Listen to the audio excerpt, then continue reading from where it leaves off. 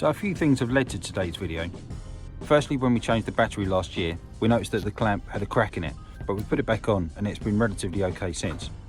But then the other night we came out, the car wouldn't start and we had to give it a good wiggle, and then lo and behold, it started working again. So with all those issues coming together, I decided it's time to replace this positive terminal. So I've bought this nice new shiny terminal, but the only problem is that the larger stud is in the middle, and obviously over here we can see the larger stud is obviously to the back. So what we're going to need to do is just drill out this sit-in so that we can put this stud in this position. So I've just clamped the main battery terminal bracket and the top fixing bracket just into my workbench, just to hold them nice and still, and now I can drill them out.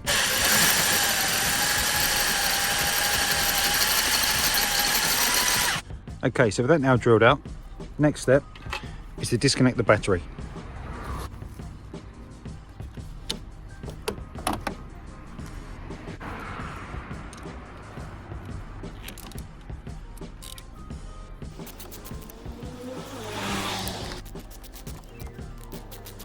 Okay, so the new terminal comes with this kind of red cover, but obviously we want to retain our black housing so that we can put the plastic cover over the top of it once we're done.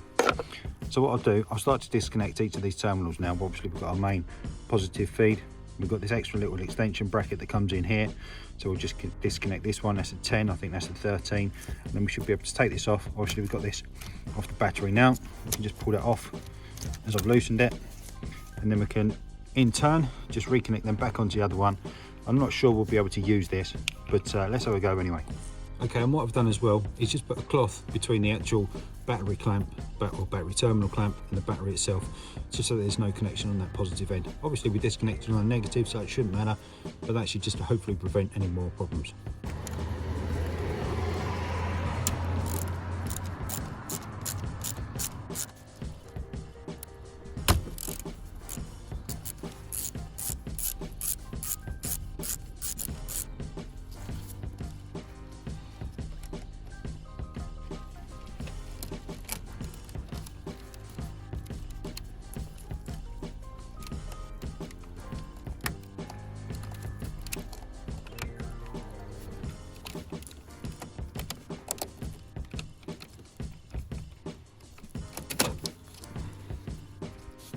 Okay, so these terminals in the housing here, or this little plastic housing, seem to be clipped in a little bit. So I'm just going to get something, I think it's around here, it feels like they just clipped in.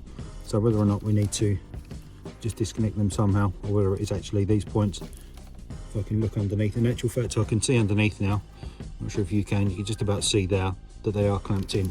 So we're going to need to disconnect these ones as well. They look about 6mm, something like that, so we'll just get another socket. Okay, in actual fact, these are an 8mm socket.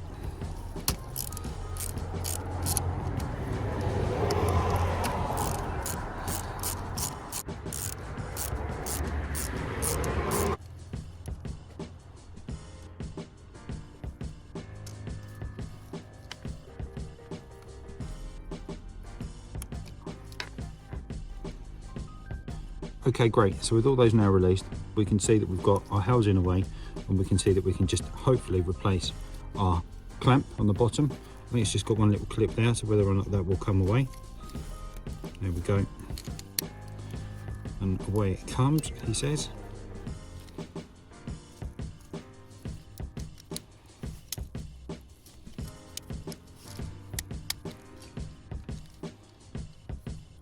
Okay, there we go.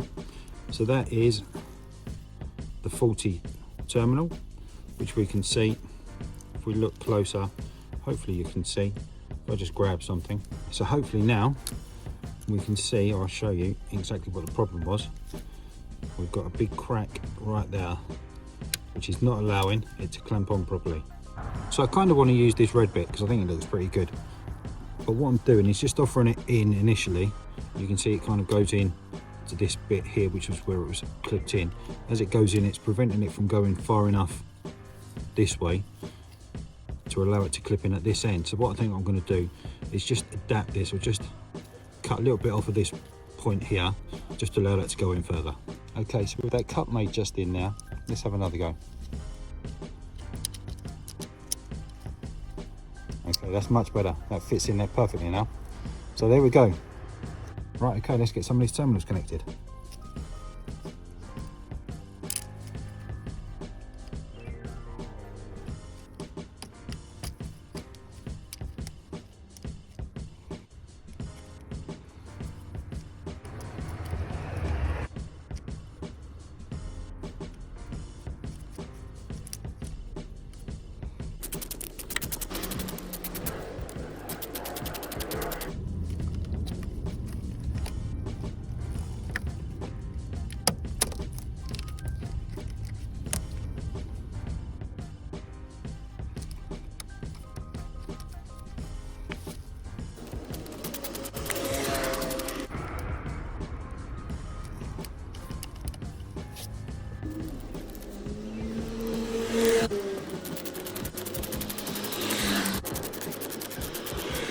Okay, fantastic. So with all those terminals now connected, and you probably saw some of these ones were actually done up really tight when I took them off, so I made sure that they're super tight when we put them back on again. Obviously it's drawing a lot of current, so we need to make sure that there's a good connection. So we just move that cloth out of the way, get this terminal back down, and now what we'll do is just get connected up. We'll get our 10mm socket on that and tighten up that. Okay, with that in place, now what we'll do, we'll just get the negative terminal back on, watching for the cover. There we go. Just pop that back on. You can tighten this up now. Just again making sure that's good and tight. There we go. We've just got our negative lead, pop it back on, and there we go. What we're going to do for now is just pop our positive terminal cover back on, just click it back in place, and now let's try and start the car. Okay, so straight away inside the car, we've got lights on the dash, which is a great sign that we've got power. So let's get the key in the ignition. Position 1. And away we go. Perfect. Okay, so our usual steering error codes, so we can resolve that. We'll just make sure that we turn the wheel left to right and so on, and back again. But that's really good, really pleased. Obviously we've managed to connect that back up. Let's have a quick look back under the hood and make sure everything's okay there. Okay, everything's looking good under here. Just a quick check under here. Everything looks fine, no issues whatsoever. Wouldn't expect anything. Nothing's going to be glowing red hot, hopefully. So that's really good. So we just pop that cover back on. Just check there's nothing blocking the wheels. There we go. Move my table out of the way, and then we can just do our turn the wheel from left to right, and we can clear those codes.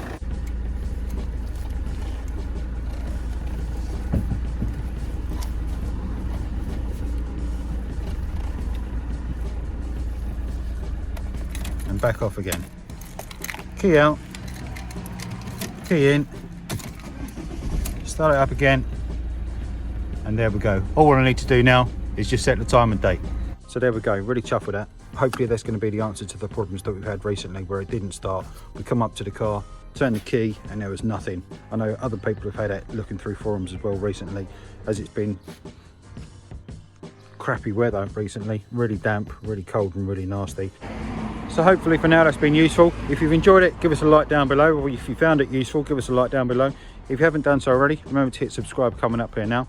Like I always say, you know, the more likes and more subscribers I get, the more videos we can keep making. Some of these things are only relatively trivial, but it does obviously impact your car starting and working at all whatsoever. So like I say, hit subscribe coming up here now.